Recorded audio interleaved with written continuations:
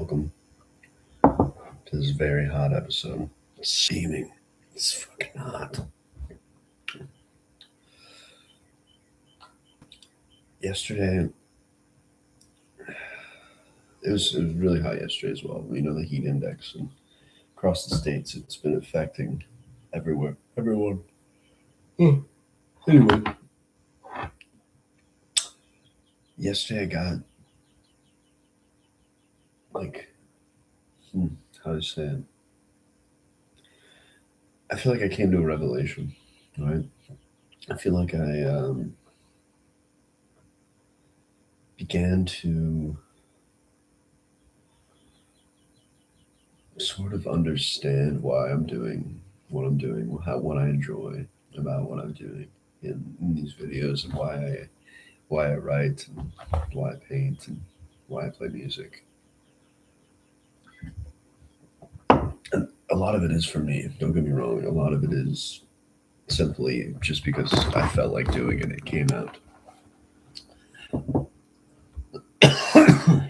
But this other side of me that likes to listen. That likes to listen to people talk about certain subjects, and likes to listen to different types of historians, um, just about our history in general. And then I find myself on the 4th of July, right? One of, the United States of America's birthday, whatever. Celebrate America. And I found it almost synchronistic, but also just the time of the season because it's so fucking hot. And of course, it's on 4th of July. It's like the hottest it's been in, to me. Like, I haven't experienced this kind of heat in so long. The humidity gets me. But I almost found it synchronistic of our times, um, of our current kind of times of the world. What gets pushed, what gets put in front of the mind, your eyes, and what you're thinking about.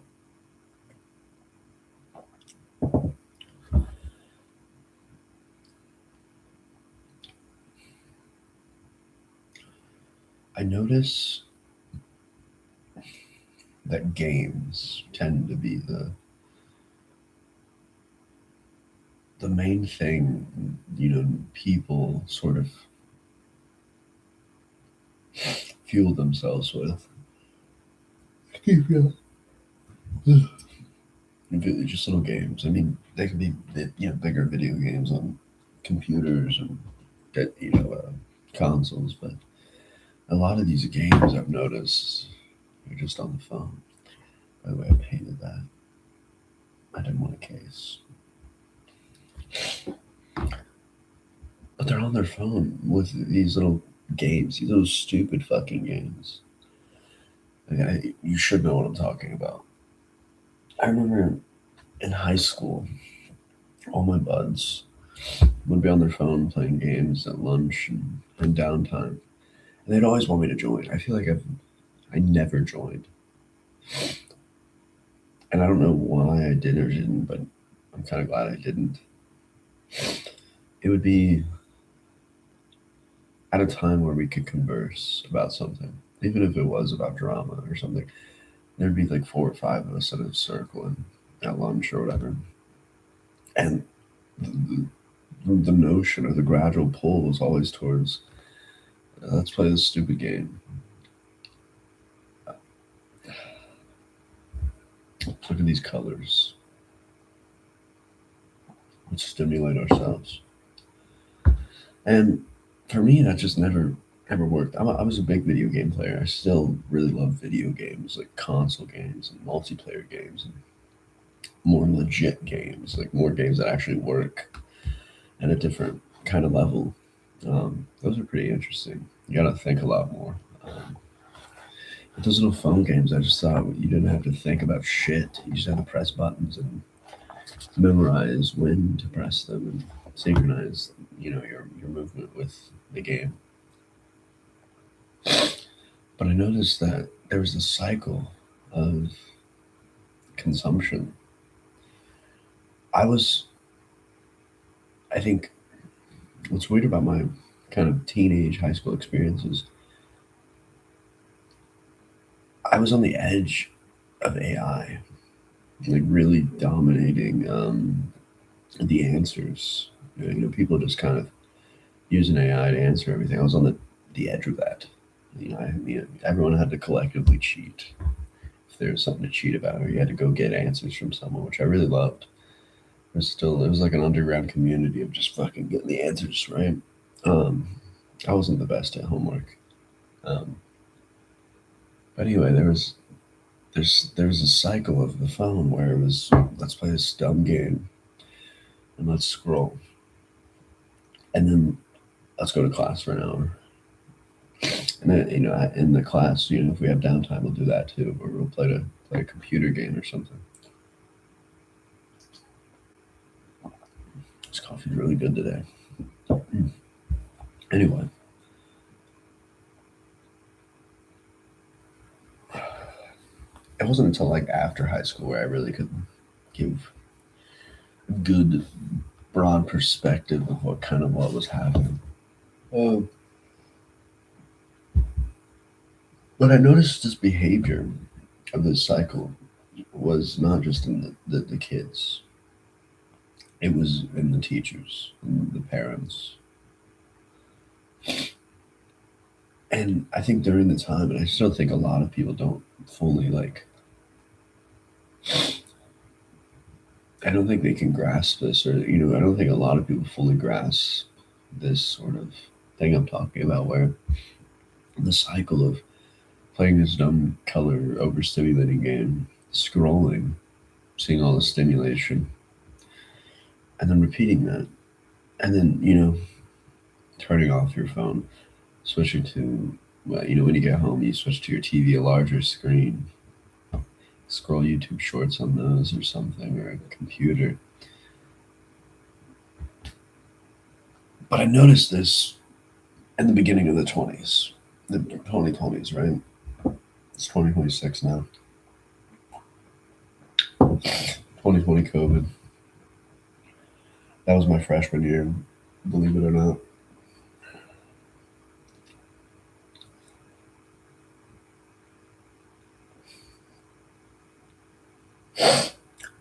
It really sort of changed after COVID. That addiction that I just explained just skyrocketed, like, and natural communication plummeted. I was noticing the topic of conversation was different immediately when this consumption of after, like post COVID, conversation consumption was different. I noticed that women were more addicted and are more addicted to their phones and like the content of what like social media brings on their phones. I don't love how we use social media. I really don't. I think it's a great thing. I think the idea of it is great. But I've said this before, it's like when you have social media platforms and algorithms competing for attention, competing for like, relevancy and just interactive individuals within the platform on a day-to-day basis, right? You can paint their algorithm differently.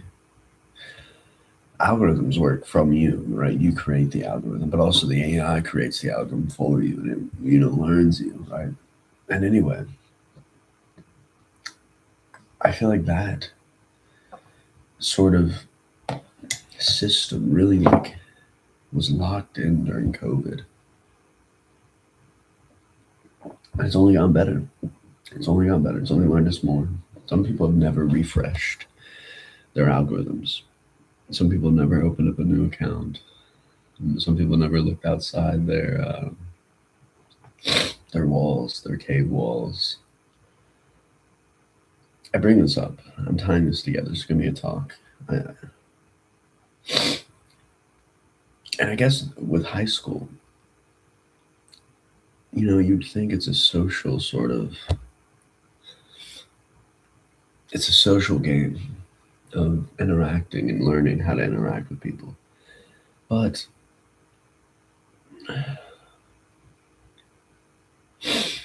it felt like no one was seeking anything anymore. There wasn't a chance to be fun or novel. There was always a recording of something. There's always the fear of something being told by everyone towards about you, right? And you become the laughing stock, right? I had really bad attendance in high school. Like there were some weeks where I was like, yeah, fuck no. Don't know how I got like through anything or how my dad allowed that, but here I am. I think I justified not going to school because I knew how stupid it was.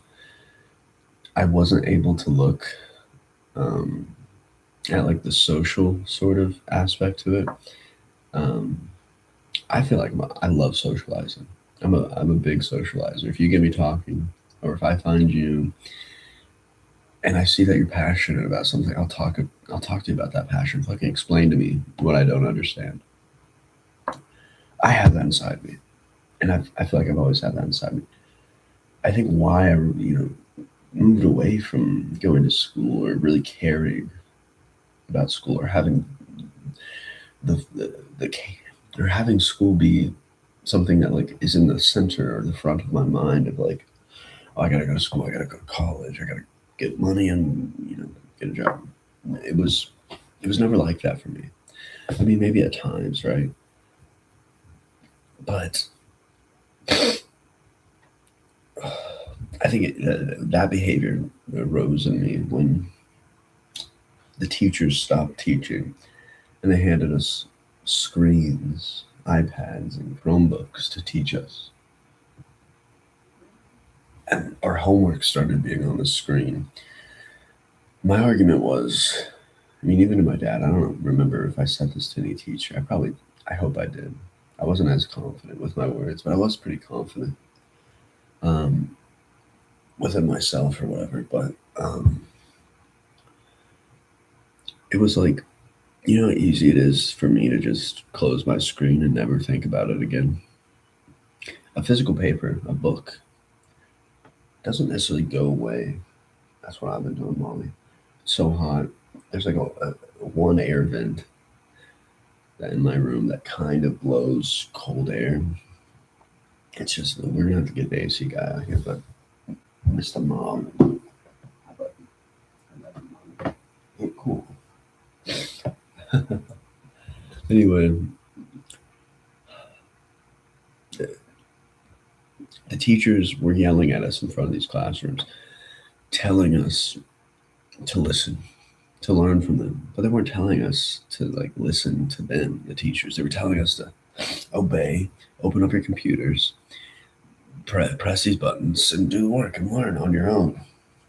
It was like removing responsibility from the teacher to the computer. And a man named Marshall McLuhan, the philosopher guy in the 60s, whatever, 70s,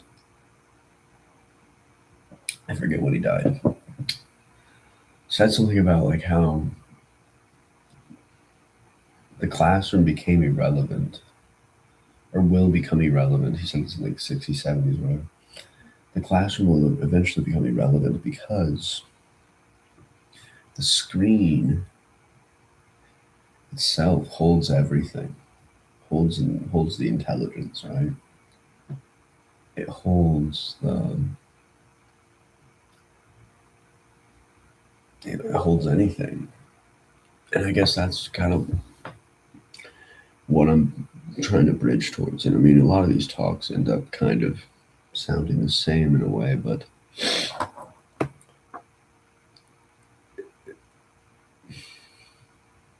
the central focus of making the screen the access point of all things, of all sort of niches.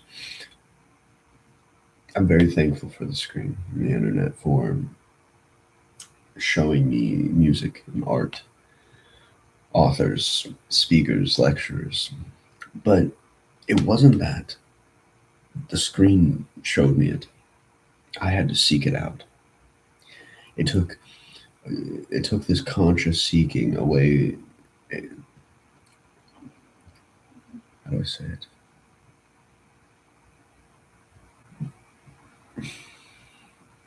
It took me consciously seeking anything, anything else that wasn't just from my reels or for you page or from the people around me. The world began to open up.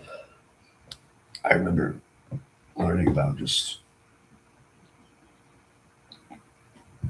sort of crazy things at a young age. I was watching. I feel like I grew up a little fast. I mean, for many reasons, but it's not the point of this. But I was mature faster, I think, for whatever reason. And I watched a lot of interesting adult things, like adult shows, like The Walking Dead. I was watching at like 9. Me and my dad, that was our thing. He would obviously watch other shows and whatnot, but I remember that show specifically shaping me. And I remember like not being able to talk about the shows I watched with kids of my age because like they're not watching The Walking Dead intensely and they're not caring about what's happening within the social political structure, right? The hierarchical the hierarchy of the show, who's in control, who's not, the sacrifices and whatnot. But a lot of what I realize with these people, a lot of these kids now, they don't need some sort of plot to carry them, to carry their mind and fill these words with, or to fill their mind with words that sort of make sense and brings context to the show. Shows themselves, like consumption itself of like screens of all sorts, TVs, iPads, phones. It switched towards a more short form content, short form platform. Um, there's actually like a YouTube series that just came out, which I love Initiative. I can't hate it. I can't hate on Initiative. If you're going out there doing your thing, creating something new, I can't hate on you. I can't.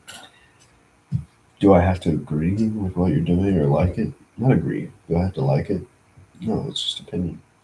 But there's a show nowadays that's released in a more short form context, and they're only like 8 to 10 minutes long or something. And it's called like Road to Healing. Um, it's a bunch of just kids, kind of my age and your age. Hopefully your age, if you're around my age, but my age, kind of just taking the initiative, creating a comedy series, and I love it. I've watched a little of it. It's sort of my speed. I can appreciate it, but initiative, taking the initiative through these, the YouTube platforms, the short form platforms, and creating these things that we want to see. A lot of these shows that kind of are created now are so non-plot focused, where it's focused on like sounds, colors, looking cool, space, like landscapes, aesthetics. Um,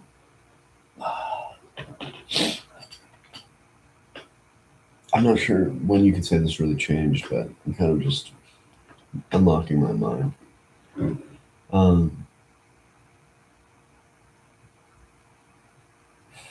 I was definitely addicted to TikTok for a while. I watched a lot of TikTok. I'm trying to just think of like the algorithm I was watching. I don't remember it as much, but was very emotion based, where it was like trying to like it was like people posting things about like breakups or dealing with depression or something, dealing with kind of the absurdity of technology or the loneliness these screens of technology sort of brought people. And so there was this like paradoxical moment where it was like, do I join in to the crowd and just consume and fall in line and talk about these shows and TikTok and what they saw on their algorithm, or do I continue seeking? And this was about sophomore year, junior year. I started. I guess I started smoking weed in sophomore year, which is very interesting. Very a big thing about part of my life. We were like one of the first groups in our school, a little tiny school, to I wouldn't say they tell people openly, but they definitely had a sense of what was up.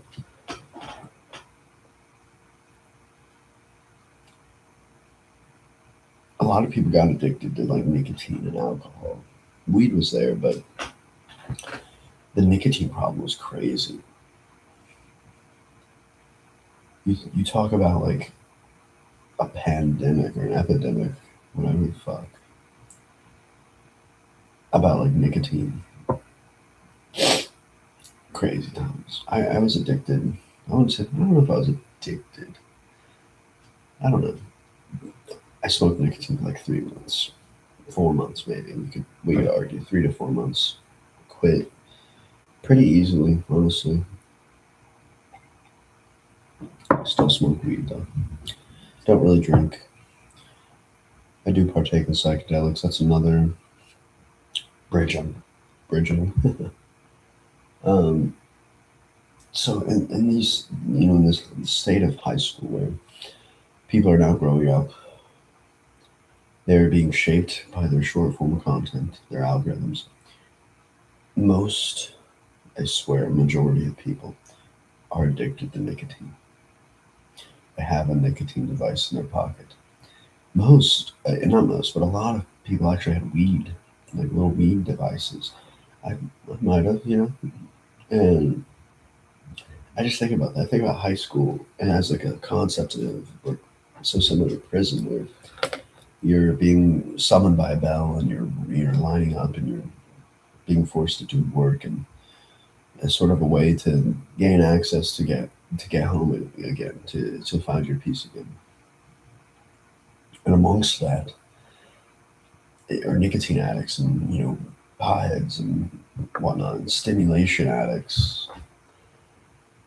It's, it's an insane time. It really is. And I don't know if high school was always like this. I know people smoke cigarettes and but have like a mechanical device, an electronic device, just to go to the bathroom and get really fucking high. It's crazy amongst high schoolers.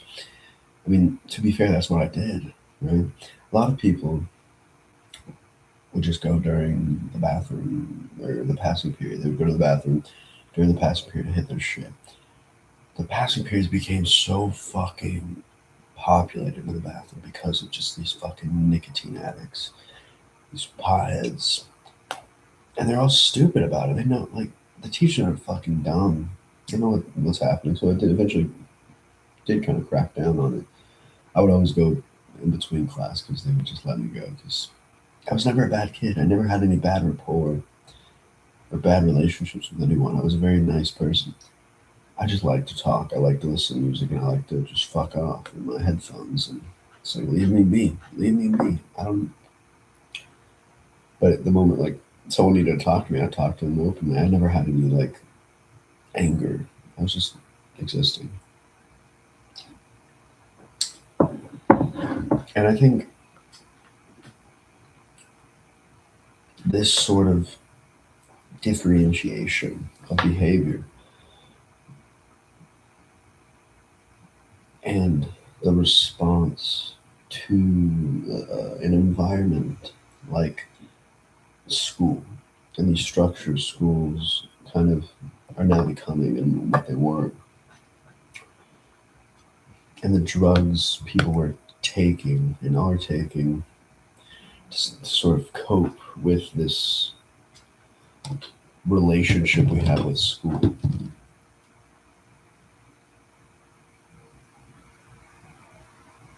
There tends to be um,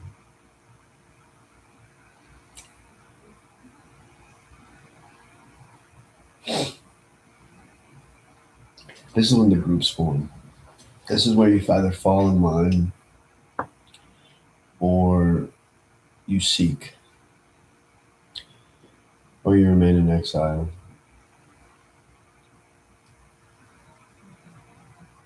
I think I wrote this down somewhere. It's like I said, there's three types of people that I've noticed. It's like the followers, the initiators, and the creators. And I think that can really explain what I'm trying to get at.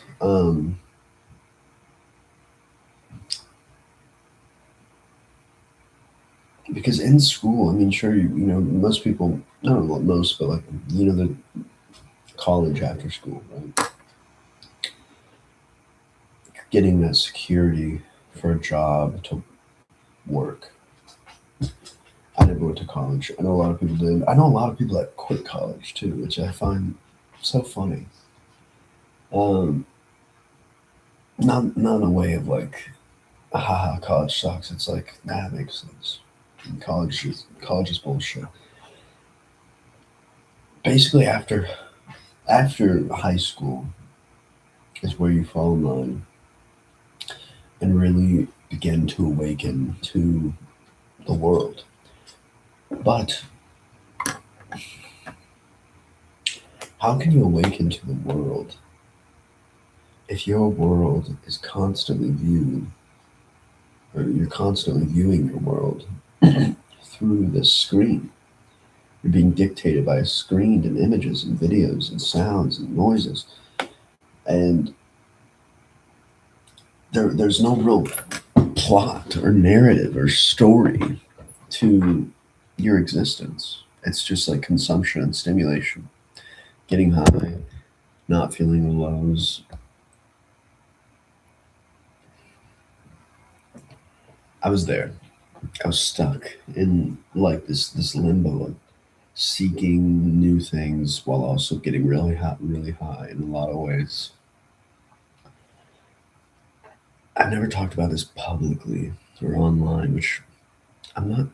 I think I gotta be careful because you know how corporations are, the fucking dark magic magicians controlling our narrative, controlling how we say things, controlling our mental image.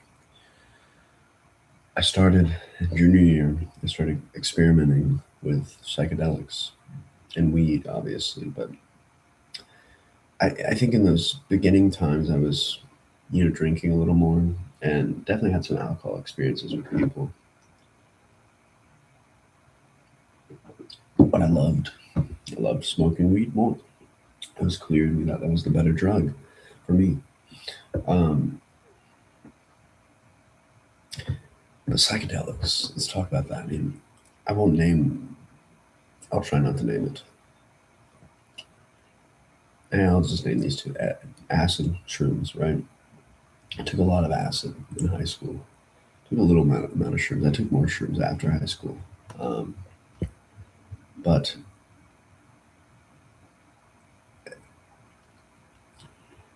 I think that shaped me, obviously, right?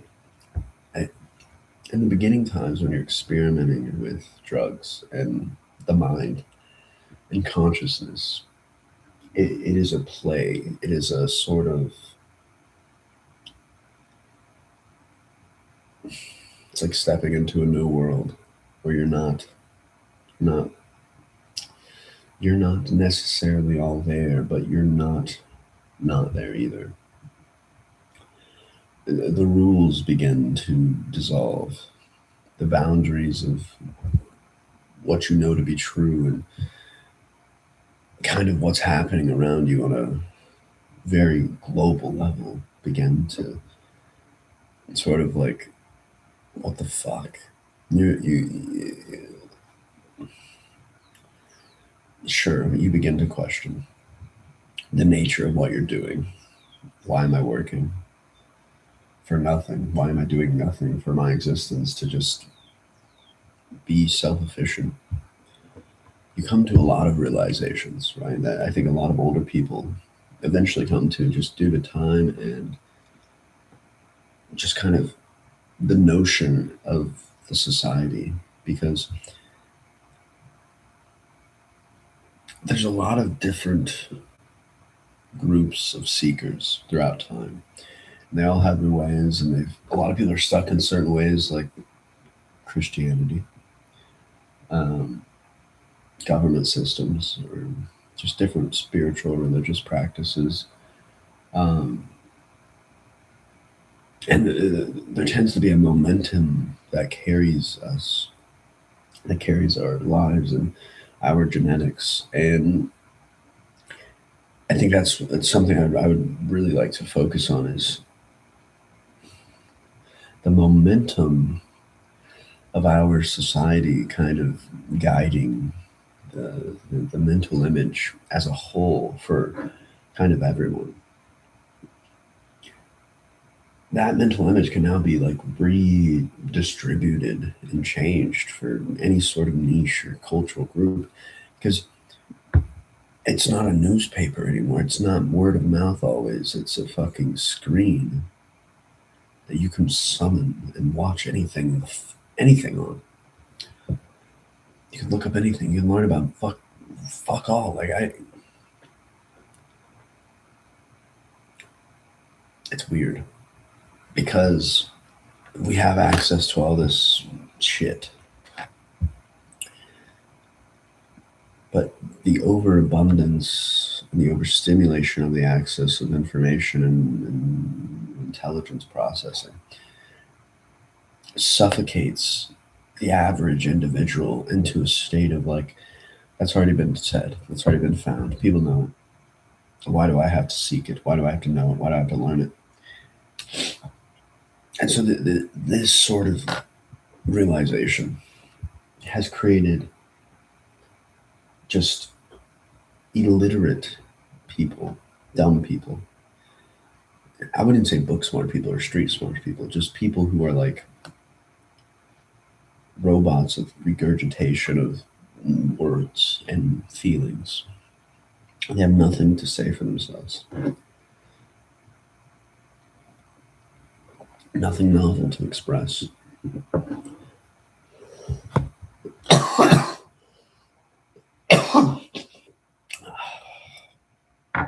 I want to point out something. During and after my psychedelic experiences with in high school, um,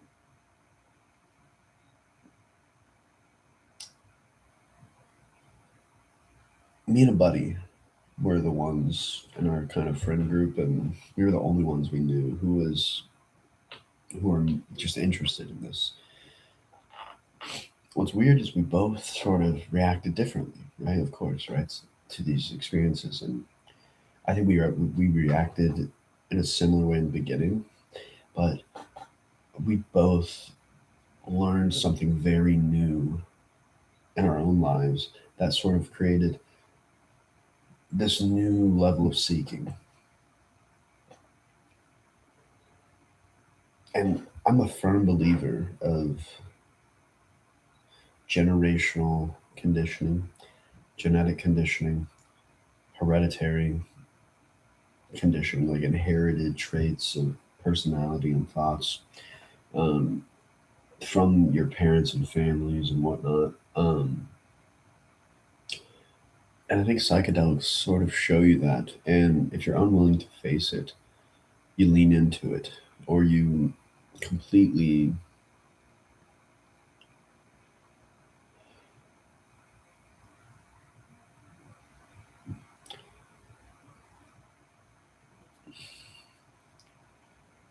you either lean into the abstract formlessness or you become so hyper fixated on your form of identity. That's the paradox of psychedelics. And I think that's kind of the path me and my buddy went down. Is like, I think I became very fixated on the formlessness and the abstract sort of like web of information throughout time and history that kind of interconnects everything and everyone. Whereas my buddy sort of, I think, went into a very reactive state of wanting to get high, wanting to reach these altered states because it was something new. It was an altered state. Something I've been saying recently that I wouldn't say I'm the best at, but it's we chase highs, we don't use highs. And I feel like I was in the motion due to my environment of chasing highs. And it wasn't until I like isolated myself with these experiences too, like taking them by myself, smoking weed by myself, and really just sitting by myself with thoughts and the night, right? Daytime aloneness, whatever. I had to. I came to more of a how can I use this perspective.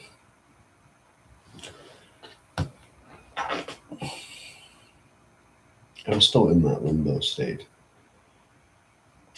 where where I have no.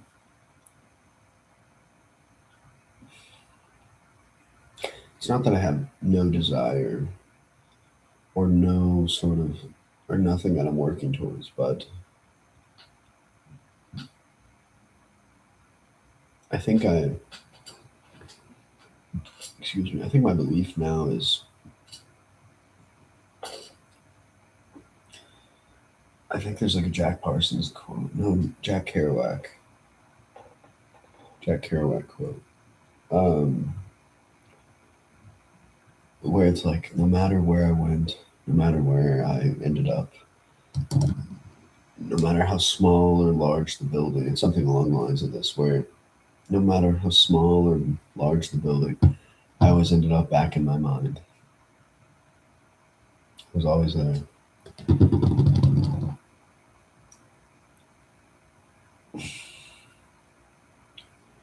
I don't know when that realization hit. It took a while, and it does take a while. I think there's this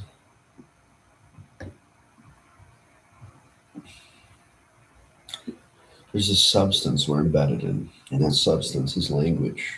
It's reason and meaning.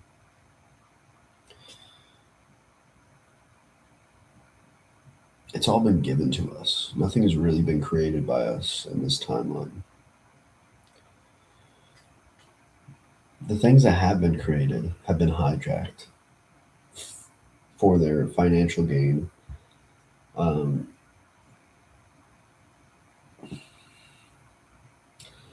for their gain of just being seen and being looked at, seeking an audience. And I realized that this like larger,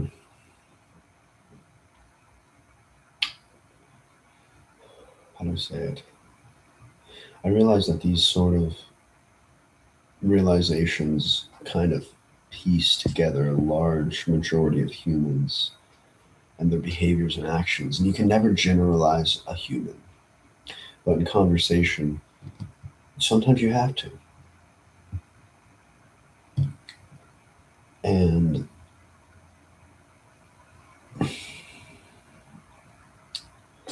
I think there became this.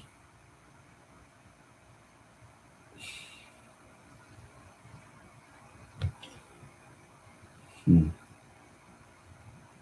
there came this moment in time somewhere in the last 10 years or so, probably less, or probably a little more, um, where the access point in which we could show our expression began to shape our expression, our creative expressions, more than our expression shaped the access point.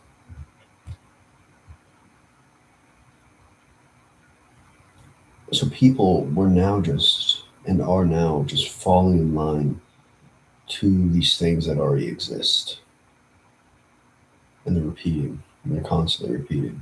I'm not saying new things don't form. Once again, I'm generalizing. I'm talking about the majority of our world and our predicament.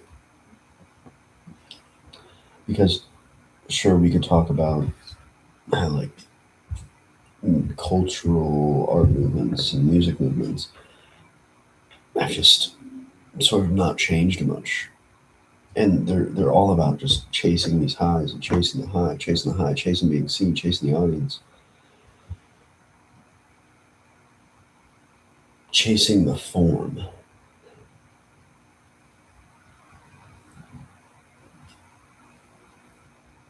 There's not there's not much experimentation nowadays. There's not much language being used as a brush, and the world being its canvas. Um, there's very fixated, regimented individuals who are fixated on language being their driving factor and on an audience being their driving factor, on their financial gain being their driving factor.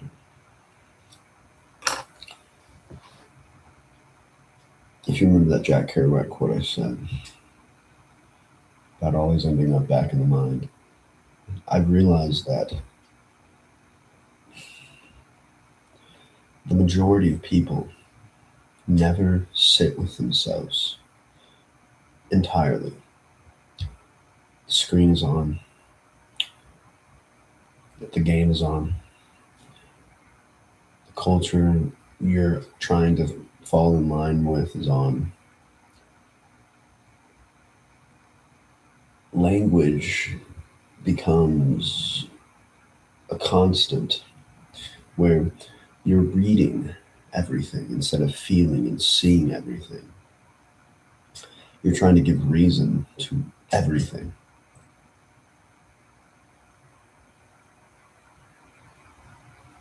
And I just feel like we're surrounded in it.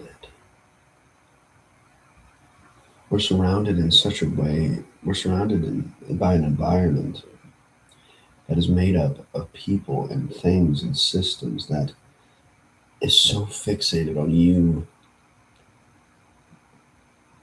fueling the fueling the momentum with your attention,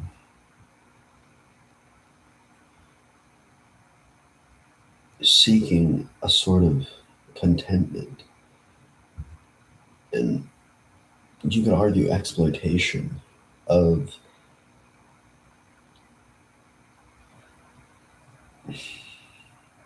everything and everyone that isn't a part of you, isn't a part of your cultural reactive or responsive state of being.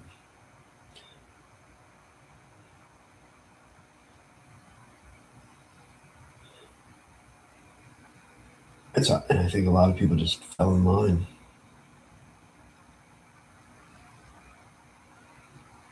and they're still falling in line. We're in the belly of the beast.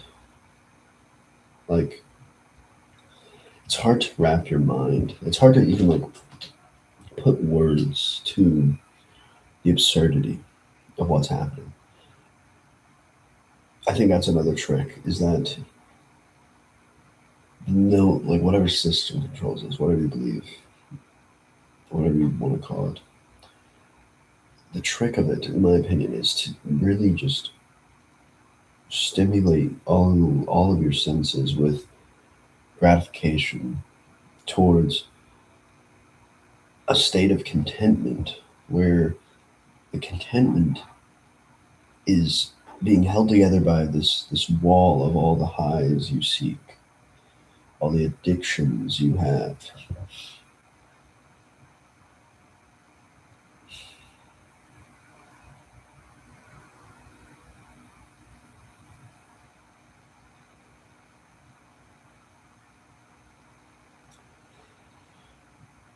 And when the overwhelming mental image of our physical and mental environment is that notion, is that belief.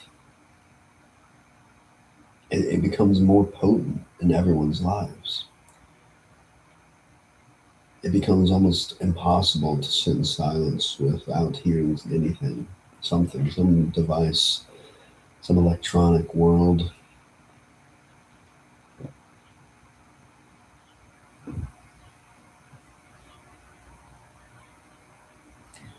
It's rather odd.